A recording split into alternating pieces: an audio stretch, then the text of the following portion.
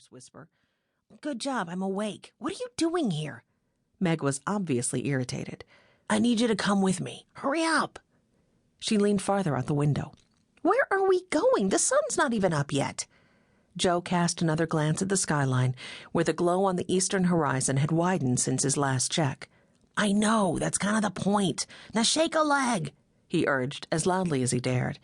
After the slightest pause, Joe sighed in relief as he heard the window slide shut. Though it seemed like forever to Joe, it wasn't long before 17-year-old Meg Johnson came through the screen door, shaking her head, a scowl firmly in place. She wore a pair of clam diggers and a white T-shirt. Joe swallowed hard, marveling that she could be so beautiful and yet completely unaware of it.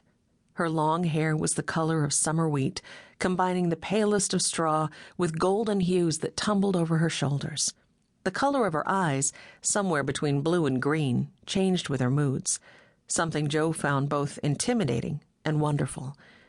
As Joe moved quickly toward Meg, he saw her holding a white rag against her forehead. He gently pulled back her hand with the ice-filled cloth and grimaced, then leaned down to kiss her on the cheek. "I'm so sorry, Meg. I wouldn't hurt you for anything, you know." He looked into her face, hoping she would believe him. "I know," she said. He let out a relieved breath. "But tell me how I'm going to explain this knot on my head to my folks?" she asked in a severe tone.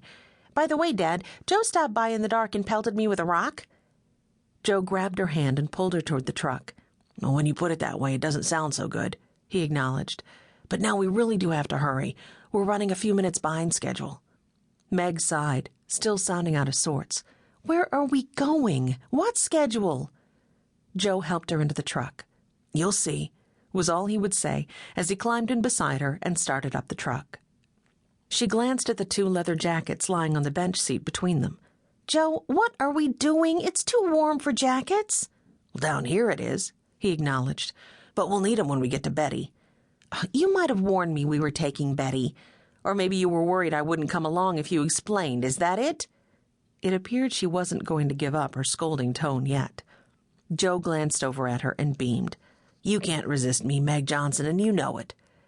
Meg's mock frown said even more than her words. "I know it. I just wish you didn't know it." She gave him a playful punch on the arm.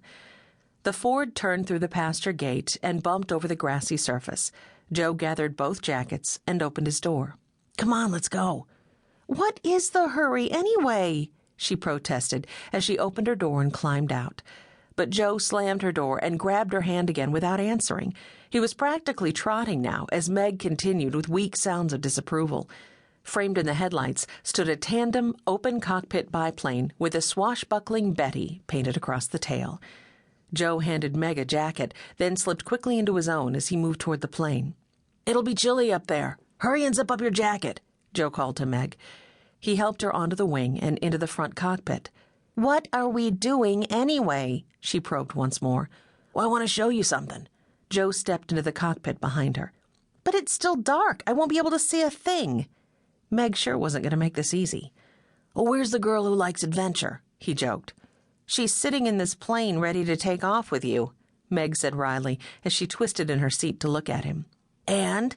he prompted. "And you're the best pilot in the sky." Joe grinned when he saw her lips curve upward and heard the smile in her voice. "You better know it," he answered. "Are you strapped in?" She nodded and put her thumb up in the air. Joe shouted out, "Clear!" The engine roared to life, and the prop whirred in front of them.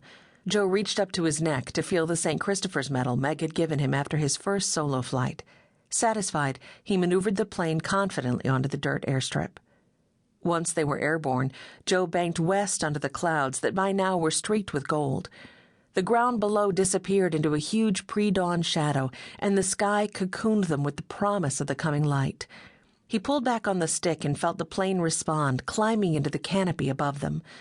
Indescribable peaks of pink and orange splayed out into a blush of beautiful color across the horizon. He could see Meg strain forward in her seat. Her hands came up and gripped the front of the cockpit as if to embrace the beauty before her. This sunrise was their own, for their eyes and their hearts. Just as the sun itself made its first heart-stopping appearance, he unhooked his harness, leaned forward to touch Meg's shoulder, and spoke loudly into her ear.